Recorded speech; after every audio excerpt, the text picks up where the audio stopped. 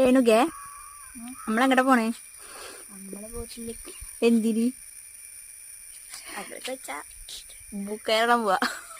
മൂക്കുത്താൻ പോണം. അപ്പോൾ രേണുവയ്ക്ക് മൂക്കുത്തിട്ട് അങ്ങനെ പോത്തലെത്തിയിട്ട് ഞാൻ ആദ്യം ഓടിയത് ATM ലേക്കായിരുന്നു. അവിടെ കയറിയപ്പോൾ പൈസ ഇട്ടില്ല കേട്ടോ. പിന്നെ രണ്ടാമത് ATM പോയിട്ട് പൈസ എടുത്തു.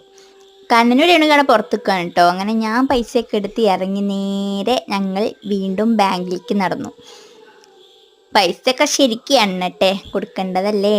കണ്ണനും ഋതു അവിടെ അന്തം വിട്ട് നിൽക്കുന്നുണ്ട് കേട്ടോ.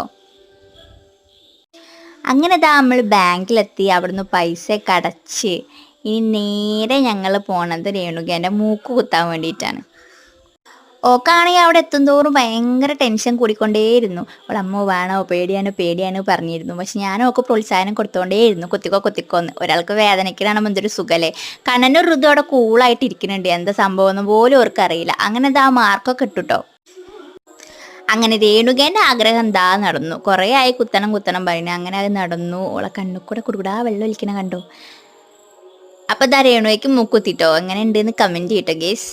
പിന്നെ ഞങ്ങൾ നേരെ കുൾബാറിലേക്ക് വിട്ട്. രേണുകേ അങ്ങനെ മൂക്കുത്തിയില്ലേ? എങ്ങനെയുണ്ട്? ഓക്ക് പെരുത്ത സന്തോഷിക്കണം. പിന്നെ ചെറിയ വേനയല്ലേ, അത് മാറ്റാൻ വേണ്ടി ബദാം ജ്യൂസും സാൻഡ്വിച്ചും ഒക്കെ കഴിച്ചപ്പോൾ ഓളെ വേന പമ്പ അങ്ങോട്ട് കടന്നു.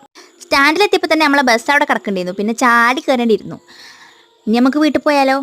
അതിൻ്റെ ഇടയിൽ ഫാൻസിയിൽ കയറിയിട്ടുണ്ടായിരുന്നു.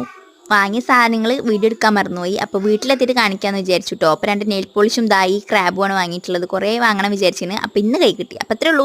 ഷെയർ ലൈക്ക് സബ്സ്ക്രൈബ് ചെയ്യാം.